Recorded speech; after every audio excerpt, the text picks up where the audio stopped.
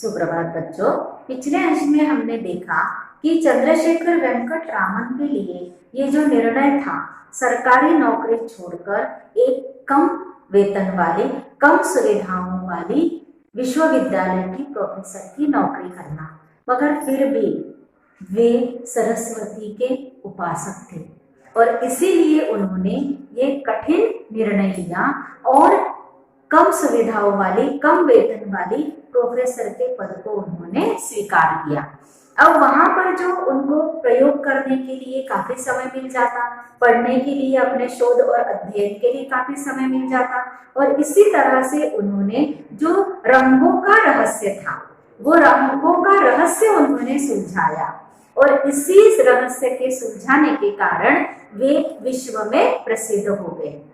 अब उन्होंने ये रहस्य किस तरह से सुलझाया, सो हम यहाँ पर देखेंगे। रामन ने अनेक ठोस एवं तरल पदार्थों से प्रकाश की किरण को छोड़ा और प्रकाश की किरण वहां पर डालकर किरण के प्रभाव से किस तरह से उनके रंगों में प्रभाव होता है, रंगों में परिवर्तन होता है, इस पर उन्होंने अध्ययन किया। उन्होंने पाया कि जब एक वर्णीय प्रकाश की किरण किसी भी ठोस अर्थात जो जिसको हम सॉलिड कहते हैं, ठोस अथवा तरल पदार्थ पे जब छोड़ी जाती है तो उनके रंगों में कुछ परिवर्तन होता है।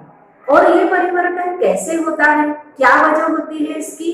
तो एक वर्णीय प्रकाश की किरण के फोटोन जब तरल या ठोस पदार्थ से गुजरते हुए उनके अणुओं से टकराते हैं, सूक्ष्म अणुओं से टकराते हैं, तो इनके टकराव के परिणाम स्वरूप वे अपनी ऊर्जा का कुछ अंश खो देते हैं या फिर कुछ अंश वे पा जाते हैं। दोनों ही स्थितियां प्रकाश के वर्ण में बदलाव लाती है।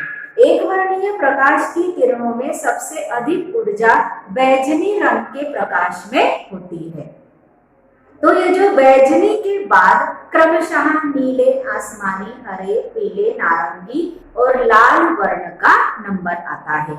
इस तरह से सबसे ज्यादा ऊर्जा होती है बैगनी कलर में।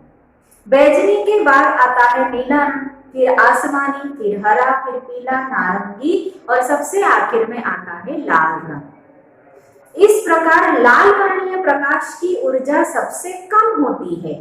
एक वर्णीय प्रकाश तरल या ठोस रंगों से गुजरते हुए परिणाम में ऊर्जा खोता है या फिर पाता है, उसी हिसाब से उसके वर्णों में परिवर्तन होता है।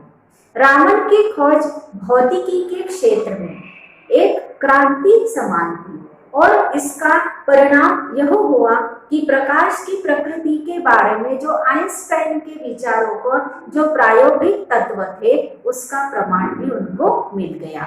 आइंस्टाइन के पूर्ववर्ती वैज्ञानिक, आइंस्टाइन से पहले जिन्होंने इस पर अध्ययन किया था, पूर्ववर्ती अर्थात पहले के, तो पूर्ववर्ती जो वैज्ञानिक थे उन्होंने प्रकाश की तरंग को रूप में मानते थे। वे प्रकाश को एक तरंग के रूप में मानते थे और मगर आइंस्टाइन ने बताया कि जो प्रकाश है वो अति सूक्ष्म कणों की तीव्र गति के समान है और इन अति सूक्ष्म कणों को आइंस्टाइन ने बुलेट से उसकी तुलना की है और इन्हें फोटॉन का नाम दिया है। तो फोटॉन किसे कहा जाता है? जो अति सूक्ष्म कण होती है।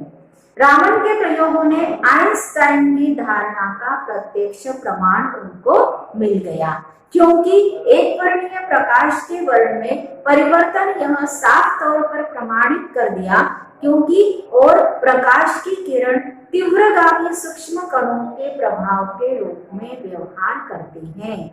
जो सूक्ष्म कण होते हैं वे तीव्रगामी प्रवाह के रूप में वहां पर काम करते हैं और इसीलिए वो जो ठोस या तरल पदार्थ हैं उनके रंगों में परिवर्तन आता है, या तो वो फीके पड़ जाते हैं या फिर वो डार्क रंग के हो जाते हैं।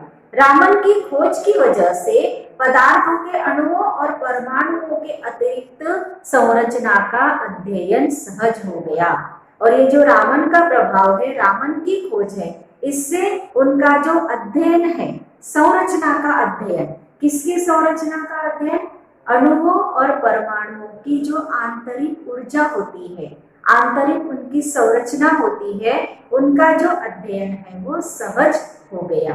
पहले इस काम के लिए इंफ्रारेड स्पेक्ट्रोस्कोपी का सहारा लिया जाता। यह मुश्किल तकनीक है और इस तकनीक में गलतियों की भी संभावना हो सकती है। इसमें सटीक प्रमाण नहीं मिलता है। तो ये तकनीक जो है ये परिवर्तन के आधार पर और संरचना के अध्ययन के लिए अब रामन स्पेक्ट्रोस्कोपी का सहारा लिया जाने लगा। अब जो रामन ने खोज की उसी का अब सहारा लिया जाने लगा और एक तकनीक एक वर्णीय प्रकाश के वर्ण में परिवर्तन के आधार पर पदार्थों के अणुओं और परमाणुओं की संरचना की सटीक जानकारी, जिसमें कोई भी गलती ना हो, ऐसे उन पदार्थों के अणुओं और परमाणुओं की जानकारी रामन के इस खोज के बाद बहुत ही आसान हो गई। धन्यवाद।